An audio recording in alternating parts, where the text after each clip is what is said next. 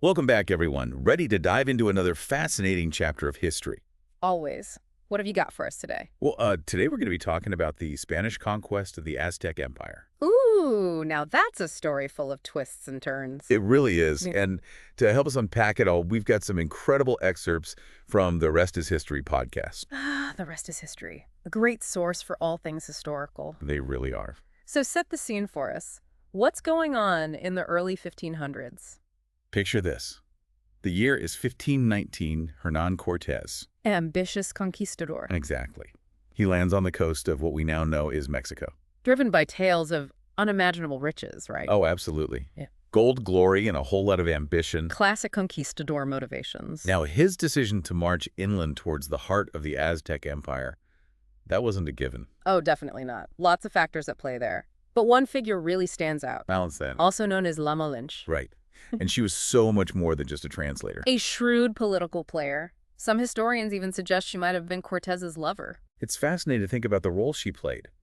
Could she have actually encouraged Cortez to head inland, using the Spanish to achieve her own goals? It's certainly possible. Her understanding of Aztec culture and politics would have been invaluable to Cortez. And speaking of influences, the podcast emphasizes how Cortez and his men saw themselves as following in the footsteps of Roman and Greek heroes. It's like they were cosplaying Alexander the Great and Julius Caesar. Seriously. Seeking glory gold, their names etched in the history books. And that worldview really shaped their actions, didn't it? Absolutely. They were imposing their own historical narratives onto this new, unfamiliar world. So they set off on this journey inland. Right. Yeah, but it was no walk in the park. I imagine not. What did they encounter? Grueling terrains, scorching deserts, icy mountain passes. You name it, they faced it. Plus encounters with various indigenous groups. Right. Some friendly, some decidedly not. One that really stood out to me was their meeting with Ollantaytambo, the ruler of Xatla. The skull racks must have been a shock. Yeah, a stark reminder of the practice of human sacrifice within Aztec culture. A visual representation of just how different this world was from their own. Absolutely. A huge cultural divide. And then things get even more interesting when they encounter the Tlaxcalans. The Tlaxcalans, fierce enemies of the Aztecs. They saw an opportunity in the Spanish arrival, didn't they? Definitely. A chance to take down their rivals. So less of a true alliance, more of a strategic partnership. Exactly. The Tlaxcalans were essentially hiring the Spanish as mercenaries. And this alliance leads us to one of the most controversial events of the conquest. The Cholula Massacre. Historians still debate the motivations behind it. Was it a preemptive strike by a paranoid Cortez? A calculated act of terror orchestrated by the Tlaxcalans? The sources paint a horrifying picture. Thousands of Cholulans slaughtered. A stark reminder of the brutality of this period. After the Cholula massacre, the Spanish continued their march, finally reaching the Valley of Mexico. I can only imagine what it must have been like for them to lay eyes on Tenochtitlan for the first time. It was a sight that left them speechless. Imagine this. A sprawling city built on a lake canals instead of streets, towering pyramids. They compared it to Seville, Constantinople, but they all agreed Tenochtitlan was grander. A testament to Aztec ingenuity? And all the while, Moctezuma, the Aztec emperor, is sending mixed messages to Cortez. Gifts, warnings, welcomes, threats. What was his game? Was he trying to appease them, delay them, or lull them into a false sense of security? It's like trying to read a poker player's bluff. And then comes the moment of their meeting, November 8, 1519. Cortez and his men enter Tenochtitlan crowd's music. Moctezuma himself, decked out in all his finery, comes to greet them. Talk about a tense first date. And this is where things get really interesting. The traditional narrative is that Moctezuma simply surrenders his empire to Cortez. But the sources we have suggest that's a massive oversimplification. Right, the image of a weak, submissive Moctezuma just doesn't hold up. So when Moctezuma allegedly says to Cortez, "My home is yours," what did he really mean? Was it a genuine surrender? A clever ploy? Something lost in translation? The language barrier, the cultural differences, the power dynamics. It's all so complex. One historian even suggests that Moctezuma might have viewed the Spanish as exotic creatures destined for a zoo. Maybe even divine beings sent by the gods. A fascinating theory. It highlights the vast gulf in understanding between these two cultures. So at the end of this first act of our historical drama, the Spanish are living comfortably in the heart of Tenochtitlan. But their status guests or prisoners remains ambiguous. And that's where we'll pick up next time on the deep dive. Make sure you subscribe so you don't miss the next chapter of this incredible story. Welcome back to our deep dive into Cortez and the Aztecs.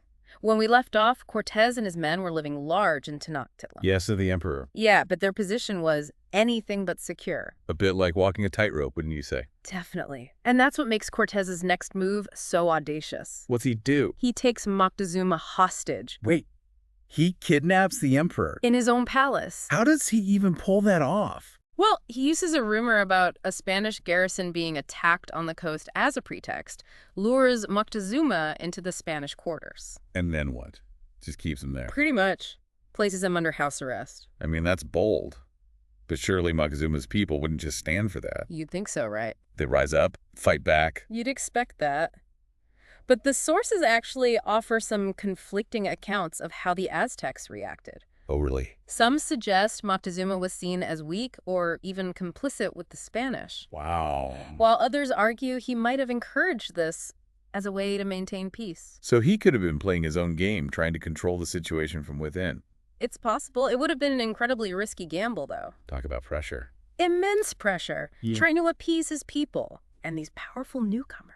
So Cortez now has Moctezuma as his puppet ruler. Essentially. What does he do next? Does he just kick back, relax, enjoy the spoils? Not Cortez. He's far too ambitious. He forces Moctezuma to declare himself a vassal of the Spanish king Ouch, that's gotta sting. and to start collecting tribute in the form of gold and treasures. Adding insult to injury. Right. You'd think that would backfire spectacularly. It did create resentment among the Aztecs. But Cortez, he's operating under a completely different worldview. He sees this as a legitimate transfer of power sanctioned by God and his king. He's playing by a different set of rules. Completely. He doesn't fully grasp the complexities of the Aztec political system or the potential consequences of his actions. And as if things weren't complicated enough, another Spanish expedition arrives on the scene. Led by Panfilo de Narvaez. And who's this guy? He's been sent by the governor of Cuba to arrest Cortez, For what? disobeying orders, exceeding his authority. So now Cortez has enemies on two fronts. Yeah. The Aztecs and his own countrymen. Talk about a sticky situation. What does he do? Does he surrender? Make a deal? Nope. Not Cortez. Then what does he do? He leaves a small force to guard Moctezuma and sets off to confront Narvaez. Head on. He doesn't just confront him, he uses his charisma and promises of riches to win over many of Narvaez's men. So he stages a mutiny within a mutiny. Exactly. It's a brilliant move. He comes back to Tenochtitlan with even more troops under his command. But I'm guessing things haven't exactly been peaceful back in the capital. You guessed right. The Spanish garrison left behind made a fatal mistake. They massacred a group of Aztecs during a religious festival. Oh no. That's a disaster. A huge provocation. Talk about pouring gasoline on a fire. The Aztecs were understandably furious. This, coupled with Moctezuma being held hostage, sparks a full-blown rebellion. So now the Spanish are the ones under siege. Trapped in the heart of Tenochtitlan, surrounded by enemies. So what happens to Moctezuma? His fate is sealed. He's brought out to try and calm the crowds, but it doesn't work. So he dies. The sources are unclear on exactly how, whether he was killed by the Spanish or by his own people, but his death marks a turning point. The end of any hope for a peaceful resolution. Exactly. Now it's a fight for survival. What do the Spanish do? Realizing their situation is untenable, they decide to flee to Tenochtitlan under cover of darkness. The Night of Sorrows. Thundosh Priest. A chaotic and bloody retreat. It's a reminder that despite their superior weaponry, they were still vulnerable. They may have won a few battles, but the war was far from over. Welcome back to the Deep Dive. When we last left off, Cortez and his conquistadors were in a pretty tough spot fleeing Tenochtitlan after the Night of Sorrows. You know, It was a major setback for them, no doubt about it. you'd think that might be the end of their ambitions, right? You might think so. But Cortez, he was nothing if not persistent. So what happens? Does he just lick his wounds and head back to Spain? And on a chance, he retreats to Tlaxcala, regroups, and starts planning his comeback. I imagine he realized he couldn't just take Tenochtitlan by force. Right. The city's defenses were strong, and the Aztecs, now led by Cuauhtémoc, were determined to resist. So what's the new plan? Cortez decides to lay siege to the city, cut off their supplies, bombard them from a distance. But Tenochtitlan is an island city, right? Surrounded by a lake. Exactly. It's a logistical nightmare. So how does he pull off a siege? This is where Cortez's ingenuity really shines. He orders the construction of a fleet of brigantines, Brigantines. small maneuverable warships built right there on the shores of the lake. Wait, they build warships from scratch?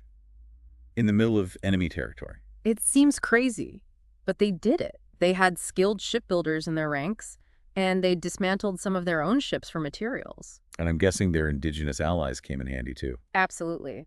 The Tlaxcalans in particular were eager to see the Aztecs fall. So they launched this makeshift navy. How did they use it? The brigantines gave them control of the lake. They could cut off Tenochtitlan's supply routes and bombard the city with cannons. Those cannons must have been terrifying for the Aztecs. Absolutely. They had never seen anything like them. The psychological impact alone would have been huge. But the Aztecs, they didn't just give up, did they? No, they fought back with incredible bravery. I imagine the fighting was brutal. It was. The siege dragged on for months. The sources describe street battles, hand-to-hand combat, the Spanish and their allies slowly pushing their way into the city. It's a grim picture. And the human cost was immense. So what happens to Cuauhtémoc? Does he lead the defense? He does. He proves to be a very capable leader. But in the end, facing overwhelming odds, starvation, and the relentless Spanish attacks, he's forced to surrender. And with his surrender, the Aztec Empire falls. It does, and it's a tragic end for Cuauhtémoc.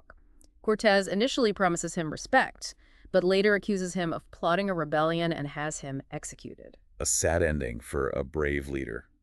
So we started this deep dive wanting to understand how a small band of conquistadors managed to conquer an empire. And what did we learn? Well, it wasn't just about military might or technology. It was a combination of factors: Spanish ambition, strategic brilliance, shifting alliances, the impact of European diseases, internal divisions within the Aztec Empire. It's a story that reminds us that history is rarely black and white. It's complicated, messy, full of unexpected turns. And it leaves us with questions that we're still grappling with today. Exactly. Like, how do we reconcile the conquistadors' bravery and ingenuity with the brutality and destruction they inflicted? And did Cortez truly conquer the Aztecs, or was their downfall a result of a much more complex set of circumstances? These are questions worth thinking about. Questions that challenge us to look beyond simple narratives and engage with the nuances of history. And that's what we're all about here on The Deep Dive, encouraging you to think critically about the past and how it shapes our present. So thank you for joining us on this journey through history. We hope you found it as fascinating as we did. And we hope it sparked your curiosity to learn more. Until next time, keep questioning, keep exploring, and keep diving deep.